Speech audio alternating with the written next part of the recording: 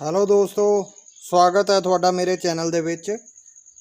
ਦੋਸਤੋ, ਅਗਰ ਤੁਸੀਂ ਵੀ ਆਪਣੇ ਘਰ ਵਿੱਚ ਟਮਾਟਰ ਦੇ ਪਲਾਂਟ ਲਗਾਏ ਆ, ਅੱਜ ਤੁਹਾਨੂੰ ਮੈਂ ਉਸ ਦੇ ਉੱਪਰ ਇੱਕ ਅਜਿਹਾ ਤਰੀਕਾ ਦੱਸਾਂਗਾ ਜਿਸ ਨਾਲ ਕਿ ਤੁਹਾਡਾ ਟਮਾਟਰ ਦਾ ਬੂਟਾ ਫਲਾਂ ਦੇ ਨਾਲ ਭਰ ਜਾਵੇਗਾ। ਬਸ ਉਹ ਤੁਸੀਂ 2 ਜਾਂ 3 ਕੰਮ ਕਰਿਓ ਤੇ ਉਸ ਦਾ ਰਿਜ਼ਲਟ ਤੁਸੀਂ 10 ਔਰ 15 ਦਿਨਾਂ ਦੇ ਵਿੱਚ ਹੀ ਦੇਖੋਗੇ ਕਿ ਤੁਹਾਡੇ ਪਲਾਂਟ ਦੇ ਉੱਪਰ ਹਜ਼ਾਰਾਂ ਹੀ ਟਮਾਟਰ ਆਣਗੇ। ਚਲੋ ਦੋਸਤੋ, ਅਗਰ ਤੁਸੀਂ ਮੇਰਾ ਚੈਨਲ ਹਜੇ ਤੱਕ ਸਬਸਕ੍ਰਾਈਬ ਨਹੀਂ ਕੀਤਾ ਹੈ ਤਾਂ ਮੇਰੇ ਚੈਨਲ ਨੂੰ ਸਬਸਕ੍ਰਾਈਬ ਕਰ ਲਓ ਤੇ ਬੈਲ ਆਈਕਨ ਨੂੰ ਜ਼ਰੂਰ ਦਬਾ ਦਿਓ, ਕਿਉਂਕਿ ਗਾਰਡਨ ਤੇ ਫਾਰਮਿੰਗ ਦੇ ਰਿਲੇਟਿਵ ਇਸ ਚੈਨਲ ਤੇ ਮੈਂ ਵੀਡੀਓਜ਼ ਲੈ ਕੇ ਆਉਂਦਾ ਰਹਿਣਾ ਹਾਂ। ਦੋਸਤੋ, ਇਹ ਮੇਰਾ ਟਮਾਟਰ ਦਾ ਪਲਾਂਟ ਹੈ। ਇਹ ਮੈਂ ਇੱਕ ਬੋਰੀ ਦੇ ਵਿੱਚ ਲਗਾਇਆ ਹੋਇਆ ਹੈ। ਦੋਸਤੋ, ਇਸ ਦੀ ਤੁਸੀਂ ਗਰੋਥ ਦੇਖੋ, ਪੱਤਿਆਂ ਦਾ ਸਾਈਜ਼ ਦੇਖੋ ਤੁਸੀਂ। ਦੋਸਤੋ, ਸਭ ਤੋਂ ਪਹਿਲਾ ਕੰਮ ਤੁਸੀਂ ਕੀ ਕਰਨਾ ਹੈ, ਆਪਣੇ ਜਿਹੜੇ ਟਮਾਟਰ ਦੇ ਪਲਾਂਟ ਹਨ ਉਹਨਾਂ ਦੀ ਮਿੱਟੀ ਹੈ ਜੋ ਉਸ ਦੀ ਗੁਡਾਈ ਕਰਕੇ ਰੱਖਣੀ ਹੈ। ਗੁਡਾਈ ਕਰਨੇ ਨਾਲ ਇਸ ਦੇ ਵਿੱਚ ਫੰਗਸ ਨਹੀਂ ਆਵੇਗੀ। ਤੁਹਾਡਾ ਪਲਾਂਟ ਹੈਲਦੀ ਰਹੇਗਾ। ਨੰਬਰ 2 ਦੇ ਉੱਪਰ ਤੁਹਾਡੇ ਪਲਾਂਟ ਦੇ ਤਣੇ ਤੋਂ ਲੱਗ ਕੇ ਸਿਖਰ ਤੱਕ ਜੇ ਕੋਈ ਐਕਸਟਰਾ ਬ੍ਰਾਂਚ ਇਸ ਤਰ੍ਹਾਂ ਦੀਆਂ ਨਿਕਲਦੀਆਂ ਹੈ, ਉਸ ਨੂੰ ਥੱਲਿਓਂ ਕੱਟ ਦੇਵੋ। ਇਹ ਦੇਖੋ, ਜਿਵੇਂ ਇਹ ਬ੍ਰਾਂਚ ਹੈ, ਇਹ ਦੇਖੋ, ਇਸ ਨੂੰ ਕੱਟ ਦੇਵੋ, ਕਿਉਂਕਿ ਇਹ ਸਾਰੀ એનર્ਜੀ ਪਲਾਂਟ ਦੀ ਤੁਹਾਡੇ ਦੀ ਆਪਣੇ ਵਿੱਚ ਲੈ ਰਹੀ ਹੈ। એનર્ਜੀ ਫਲਾਵਰਿੰਗ ਦੇ ਉੱਪਰ ਨਹੀਂ ਜਾਵੇਗੀ। ਠੀਕ ਹੈ ਜੀ। ਇਸ ਨੂੰ ਤੁਸੀਂ ਜ਼ਿਆਦਾ ਤੋਂ ਜ਼ਿਆਦਾ ਕਾਓ ਡੰਗ ਕੰਪੋਸਟ ਦਾ ਢੇਰ ਪਾਵੋ, ਜਿਸ ਨਾਲ ਇਸ ਦੀ ਗਰੋਥ ਵੀ ਅੱਛੀ ਹੋਵੇਗੀ। ਕੈਮੀਕਲ ਜਿੰਨੇ ਵੀ ਆ, ਕੈਮੀਕਲ ਖਾਦਾਂ ਆ, DAP ਜਾਂ NPK, ਉਸ ਦਾ ਪ੍ਰਯੋਗ ਇਸ ਉੱਪਰ ਨਾ ਕਰੋ। ਉਸ ਤੋਂ ਬਾਅਦ ਹੁੰਦੀ ਹੈ, ਗੱਲ ਕਰਦਾ ਹਾਂ 3G ਕਟਿੰਗ ਦੀ। ਦੋਸਤੋ, ਜਿਵੇਂ ਕਿ ਤੁਸੀਂ ਦੇਖ ਸਕਦੇ ਹੋ, ਇਹ ਇੱਕ ਇਸ ਦੀ ਟਾਹਣੀ ਹੈ ਜਿਸ ਦੇ ਉੱਪਰ ਇਹ ਫਲਾਵਰਿੰਗ ਆ ਰਹੀ ਹੈ। ਅਗਰ ਤੁਸੀਂ ਇਸ ਦੀ ਟਾਹਣੀ ਨੂੰ ਇੱਥੋਂ ਕੱਟ ਦਓਗੇ ਕੁੰਬਲ ਤੋਂ, ਤੇ ਉਸ ਦੇ ਵਿੱਚੋਂ 3 ਟਾਹਣੀਆਂ ਨਿਕਲਣਗੀਆਂ। 3 ਟਾਹਣੀਆਂ ਨੂੰ ਅਗਰ ਕੱਟੋਗੇ ਤਾਂ ਉਸ ਦੇ ਵਿੱਚੋਂ 6 ਟਾਹਣੀਆਂ ਨਿਕਲਣਗੀਆਂ।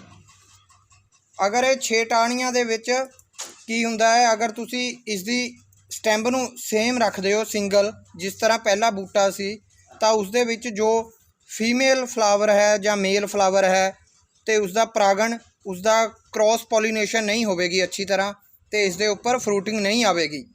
ਅਗਰ ਤੁਸੀਂ ਇਸ ਦੀ ਕਟਿੰਗ ਕਰੋਗੇ ਕੁੰਬਲ ਦੀ, ਅਗਰ ਇੱਕ ਟਾਹਣੀ ਹੈ, ਸਿਖਰ ਜਾ ਰਿਹਾ ਹੈ, ਉਸ ਨੂੰ ਉੱਪਰੋਂ ਕੱਟ ਦਓਗੇ।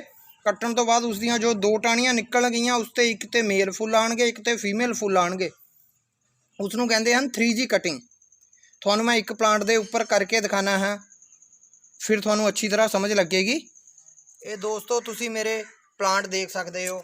ਇਹ ਮੇਰੇ ਜ਼ਮੀਨ 'ਤੇ ਲੱਗੇ ਹੋਏ ਟਮਾਟੋ ਦੇ ਪਲਾਂਟ ਹੈ। ਦੋਸਤੋ, ਇਹ ਤੁਸੀਂ ਦੇਖੋ, ਇਹ ਮੇਰਾ ਪਲਾਂਟ ਹੈ ਜੋ ਇਹ ਵਾਲਾ, ਇਹ ਤੁਸੀਂ ਦੇਖ ਸਕਦੇ ਹੋ, ਇਹ ਵਾਲਾ ਪਲਾਂਟ ਹੈ। ਇਹ ਇਸ ਦੀ ਸਿੰਗਲ ਸਟੈਂਬ ਜਾ ਰਹੀ ਹੈ। ਠੀਕ ਆ ਜੀ। ਇਸ ਦਾ ਇਹ ਉੱਪਰਲੀ ਕੁੰਬਲ ਹੈ ਜਿਸ ਨੂੰ ਸਿਖਰ ਬੋਲਿਆ ਜਾਂਦਾ ਹੈ।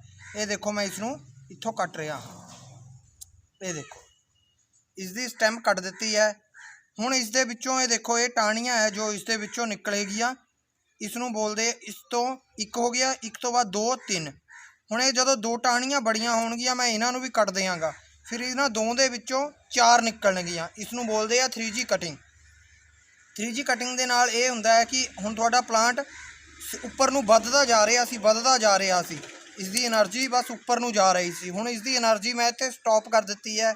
ਇਸ ਦੀ એનર્ਜੀ ਨਿਊ ਸ਼ੂਟ ਨਿਕਾਲਣ ਵਿੱਚ ਲੱਗੇਗੀ, ਫਲ ਬਣਾਉਣ ਵਿੱਚ ਲੱਗੇਗੀ। ਇਸ ਲਈ ਕਹਿੰਦੇ ਹਨ ਕਿ ਟਮਾਟਰ ਦੇ ਉੱਪਰ 3G ਕਟਿੰਗ ਕਰਨੀ ਬਹੁਤ ਜ਼ਰੂਰੀ ਹੈ। 3G ਕਟਿੰਗ ਕਰਨੇ ਨਾਲ ਤੁਹਾਡਾ ਫਰੂਟ, ਤੁਹਾਡੇ ਪਲਾਂਟ ਦੇ ਉੱਪਰ ਫਰੂਟ ਜ਼ਿਆਦਾ ਆਉਂਦਾ ਹੈ। ਨੰਬਰ 2 ਦੇ ਉੱਪਰ ਤੁਸੀਂ ਕੀ ਕਰਨਾ ਹੈ, ਆਪਣੇ ਟਮਾਟਰ ਦੇ ਪਲਾਂਟ ਨੂੰ ਹਮੇਸ਼ਾ ਸਪੋਰਟ ਦੇਣੀ ਹੈ। ਅਗਰ ਤੁਸੀਂ ਇਸ ਨੂੰ ਸਪੋਰਟ ਨਹੀਂ ਦਓਗੇ ਤਾਂ ਤੁਹਾਡਾ ਪਲਾਂਟ ਕਦੀ ਵੀ ਅੱਛੀ ਫਰੂਟਿੰਗ ਨਹੀਂ ਕਰੇਗਾ। ਤੁਸੀਂ ਇਹ ਦੇਖੋ, ਇਹ ਮੈਂ ਡੰਡੇ ਲਗਾਏ ਆ ਇਸ ਦੇ ਉੱਪਰ। ਡੰਡੇ ਲਗਾਉਣ ਤੋਂ ਬਾਅਦ ਇਸ ਨੂੰ ਉਹਨਾਂ ਡੰਡਿਆਂ ਦੇ ਨਾਲ ਸਪੋਰਟ ਦੇ ਦਿੱਤੀ ਹੈ। 1 ਜਾਂ 2 ਜਗ੍ਹਾ ਤੋਂ ਇਸ ਨੂੰ ਮੈਂ ਬੰਨ੍ਹ ਦਊਂਗਾ। ਉਸ ਦੇ ਨਾਲ ਕੀ ਹੋਵੇਗਾ ਦੋਸਤੋ, ਇੱਕ ਤਾਂ ਮੇਰੇ ਪਲਾਂਟ ਨੂੰ ਸਪੋਰਟ ਮਿਲੇਗੀ, ਸੈਕਿੰਡ ਇਸ ਦਾ ਫਰੂਟ ਵੀ ਟਿਕ ਜਾਏਗਾ ਇਸ ਦੇ ਉੱਪਰ। ਇਹ ਤੁਸੀਂ ਦੇਖ ਸਕਦੇ ਹੋ।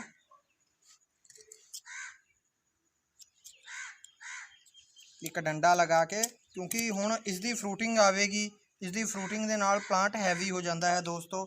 हैवी प्लांट ਦੇ ਉੱਪਰ फ्रूट नहीं टिकेगा तो वो टुट जाएगा। ये देखो इस तरह इसनों सपोर्ट देनी बहुत ज़रूरी है, देख सकते हो तुसी।